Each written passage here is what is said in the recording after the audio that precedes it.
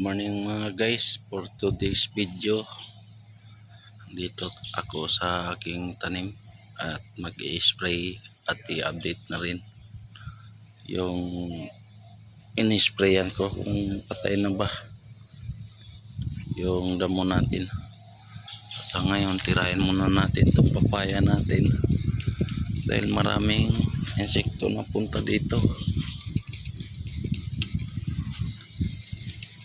Ang ganda nitong papaya na ito guys.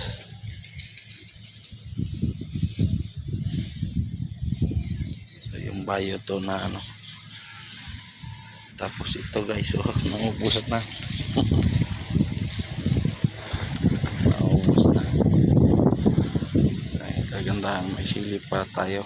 Yung sili na so, yan, yung haba. Lalagay sa gulay. Ang ganda naman ng kamote natin.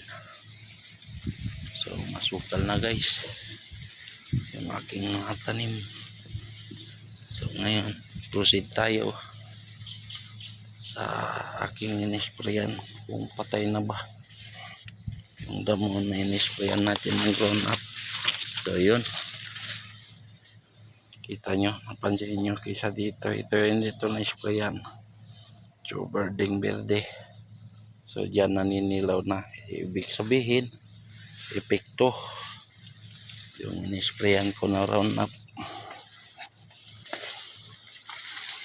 Sprayan ko pa muna dito guys yung aking tanim na marang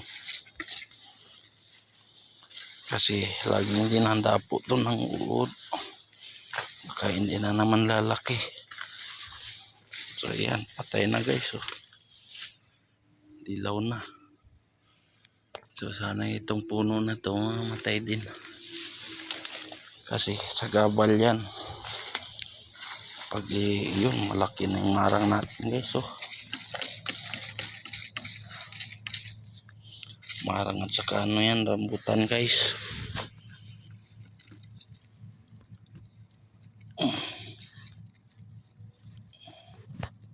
Tama na naman,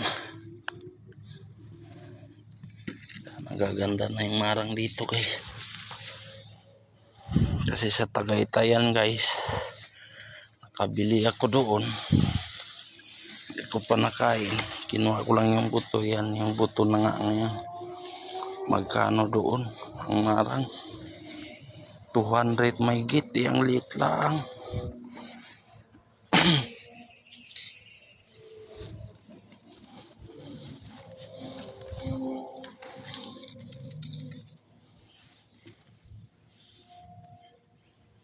So yan, nanilalaw na lahat. Epekto yung pagbuhos natin ng roundup. Susunod na naman natin ito, gulay at saging. Yun, naninilaw na rin yung daon, no? Kasi pati itong puno inisprayan ko na yan guys ng roundup. Tinaga-taga ko lang yung puno niya. So naninilaw na rin yung daon, may tendency mamatay siya. Dito wala na, wash out na.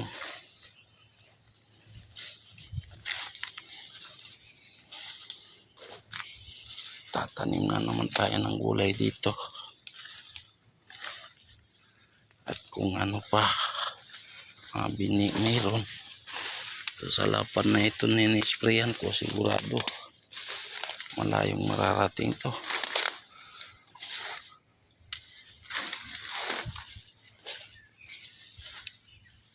Kaso natabunan na yata yung doon.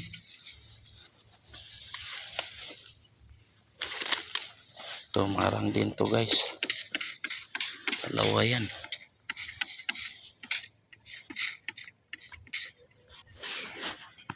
Marang mangustin.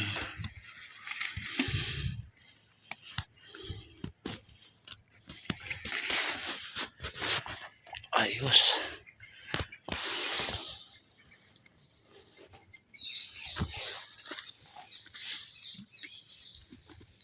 Ito yung mangustin guys. So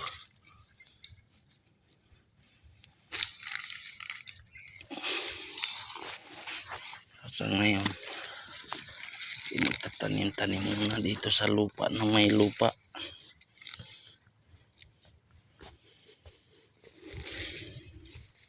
Pag-uwi ko sa probinsya ko guys,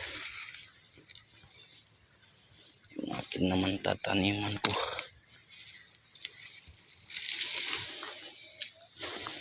Sana makahaba ng bakasyon.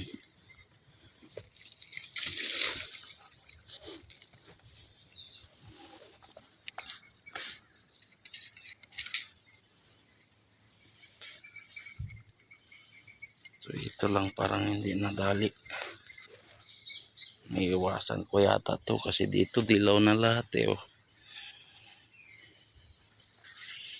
Dilaw na lahat. Dito lang yata. Dito dilaw na rin eh. Oh. Pag naninilaw na, ibig sabihin natamaan ng round-up. Ito yung problema.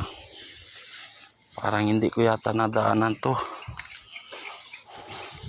May pulo-pulo na tira. Ito. Berdeng-berde pa eh. Oh. Ko yata ito nadaanan.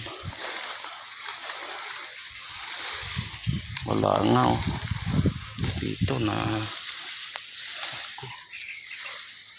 Hindi nga nadaanan to. Dito dilaw na eh. Oh. Yung patay na. Dito lang yung berde. Sipyat. Ito patay na oh. Dilaw na.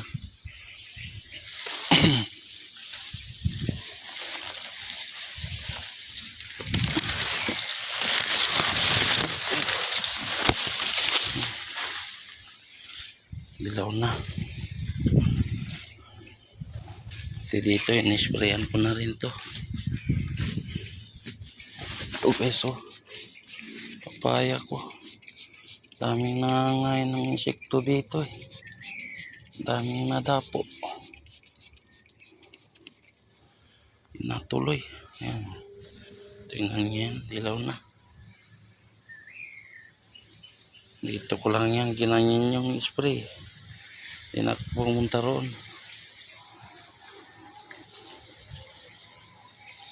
Dala na yan sa sanggot guys. Gulok. Dito patay na rin. Naninilaw na.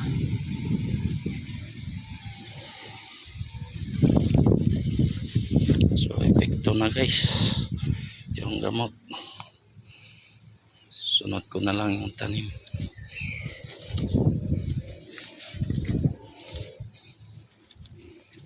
Ayos. Pati yun doon, ayos na rin oh.